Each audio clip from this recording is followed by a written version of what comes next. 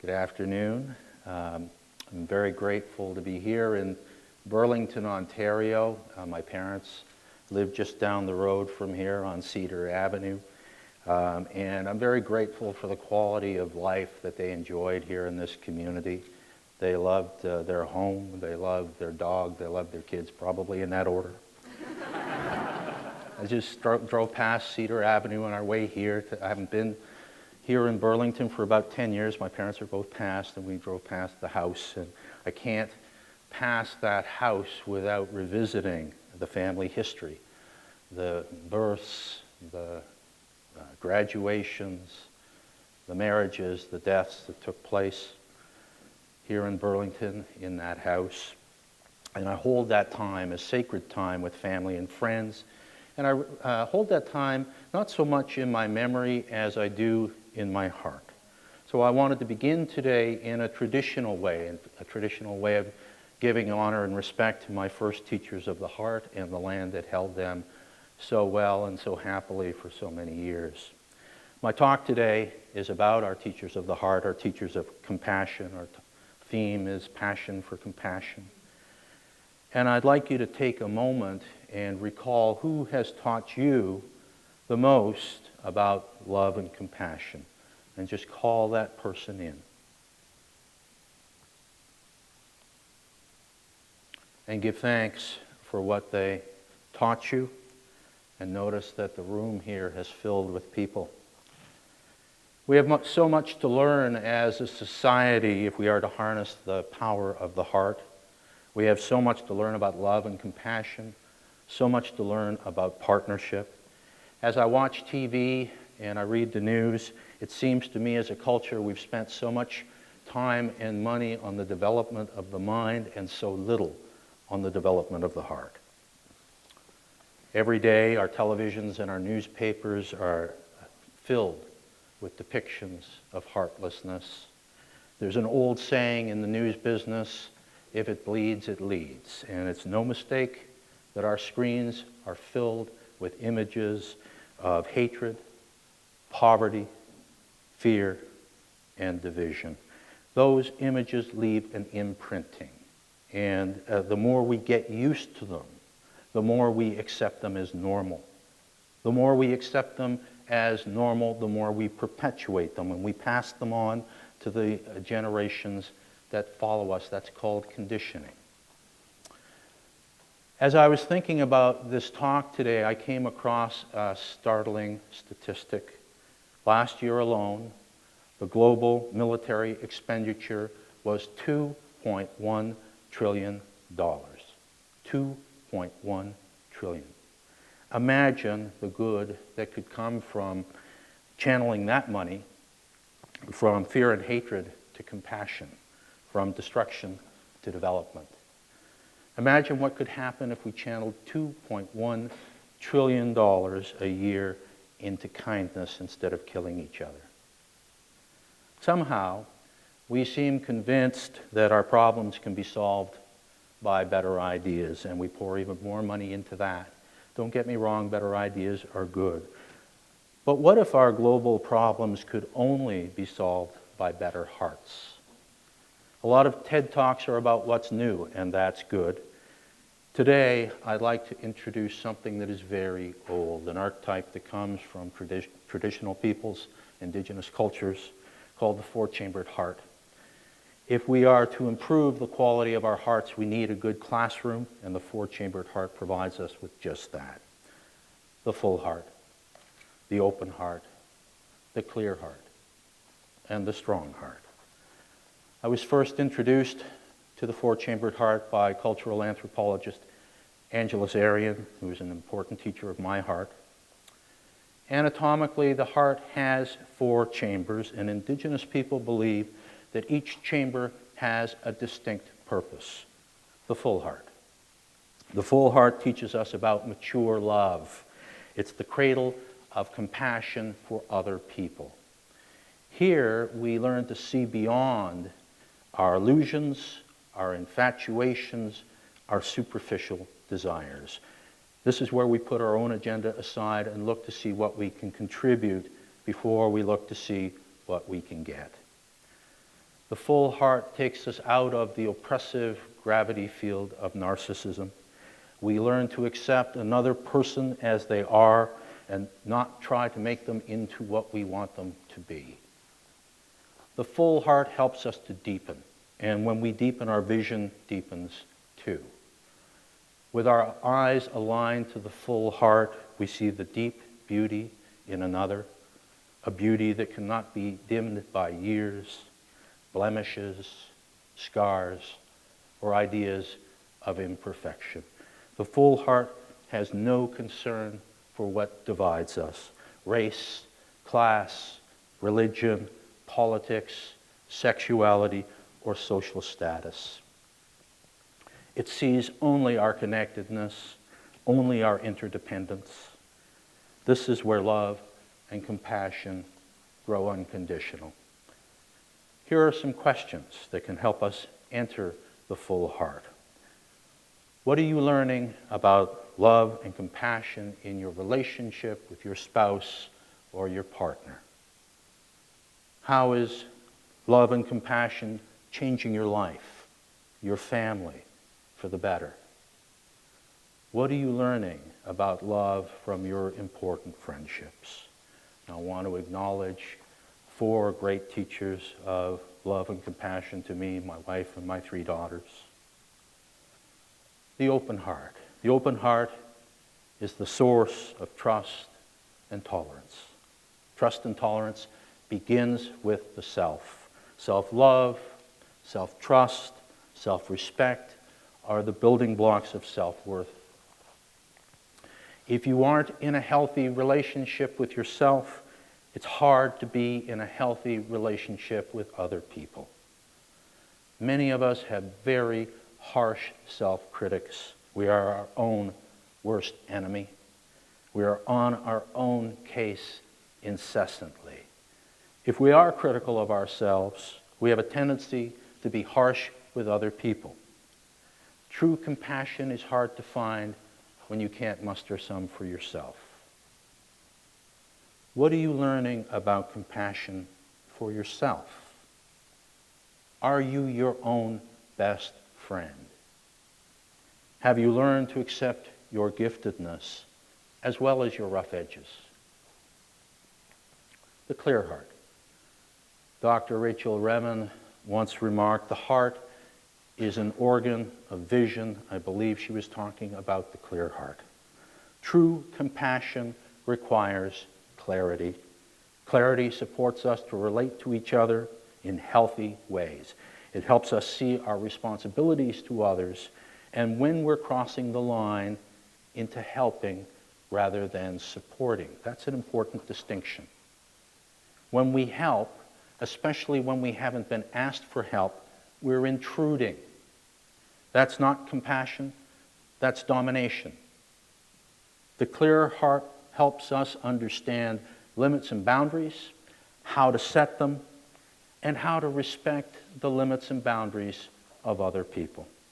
If we could only get this last distinction right, there would be a lot less conflict in the world. One way to think about this is to look at how we interact with our children, especially as they get older and begin to individuate.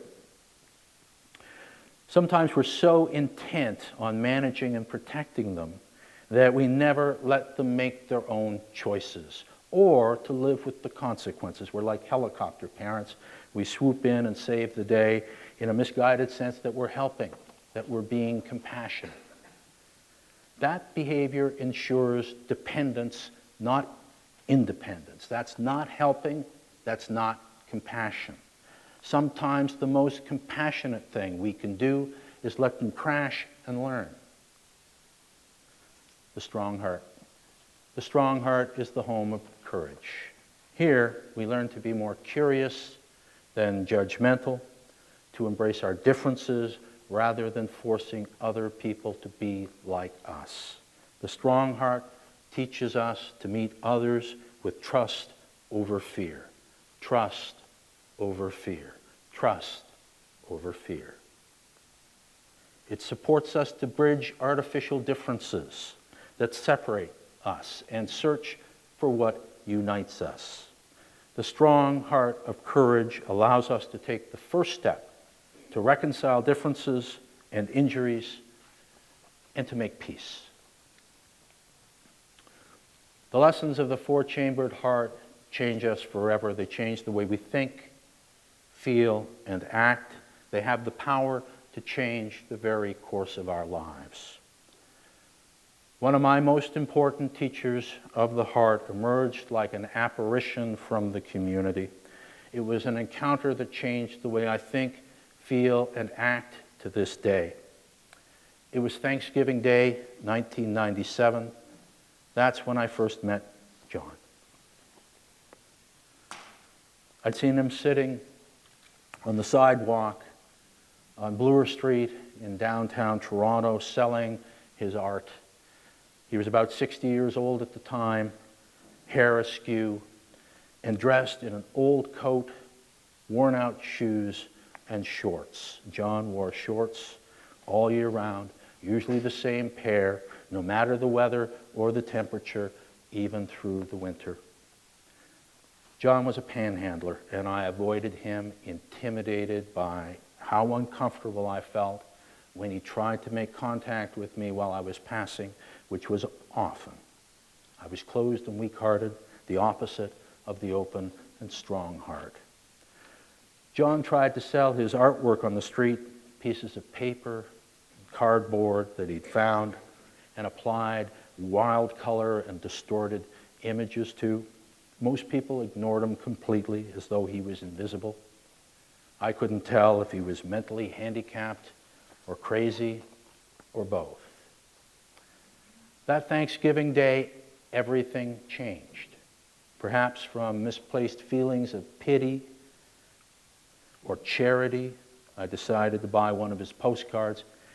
He was delighted. He tried to find the best one and decided then that I should have several. He had a new series of postcards that he was fashioning with frayed paper and popsicle stick frames. He retrieved them from an old canvas shopping bag, one of several he carried with him at all times. It was the best way to gather art supplies, he informed me. John reeked of garlic. Later, I learned that he ate garlic raw every day for his health. At the conclusion of this transaction, John asked if he could visit me sometime. Disoriented by the question, I mumbled a half-hearted, okay. What's your address, he asked. I gave it to him quickly and prayed to sweet baby Jesus that he would forget.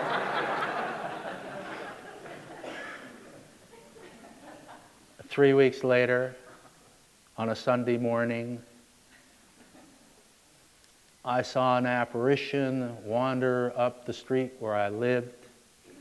It was carrying shopping bags. It called my name. Oh my God, I thought, what now? John arrived full of amiable greetings and a request to visit for a while. He had brought me more of his latest artwork and would I like to see it.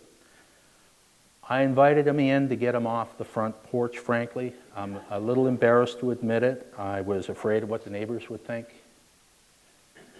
I sure wasn't a model for clear-heartedness here. I was confused and filled with doubt and fear. In he came, he plunked himself down on the floor in the hallway and began rooting through his bags.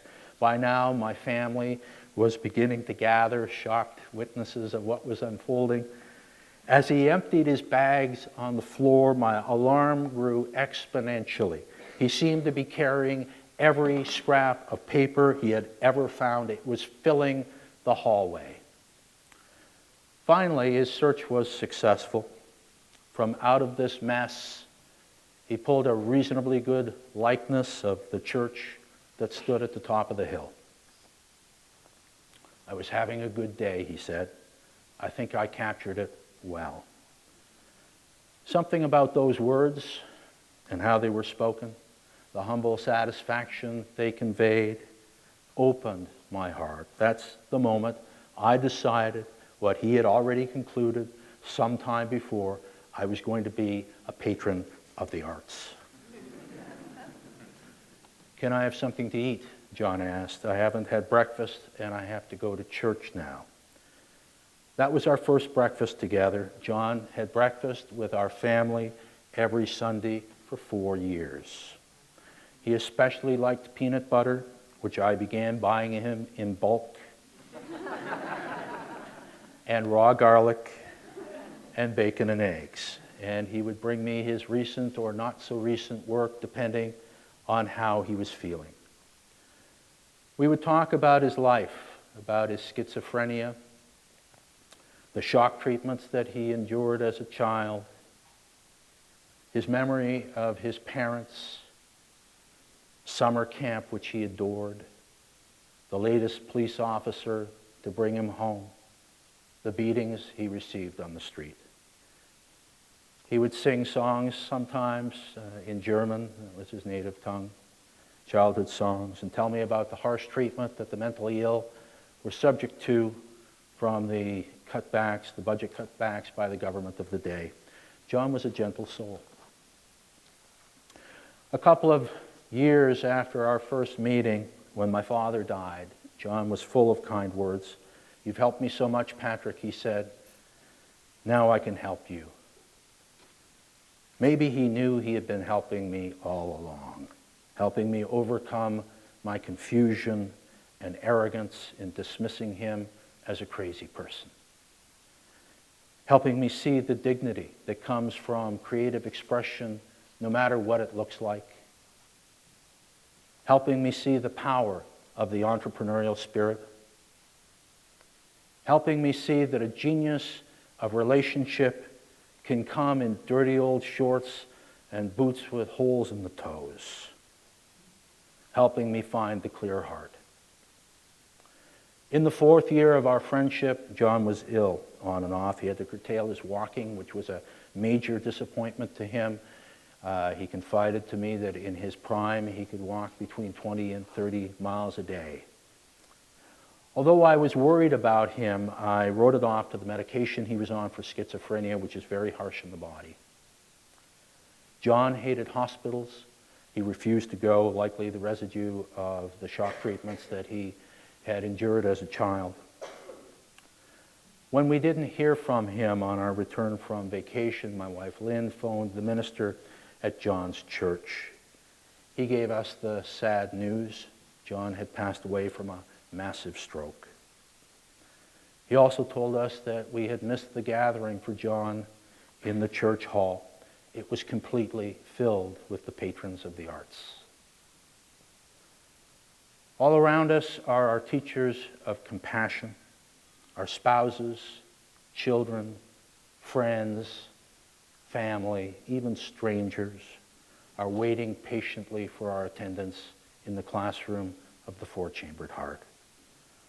Our attendance in that classroom is urgently required. Our future depends on it.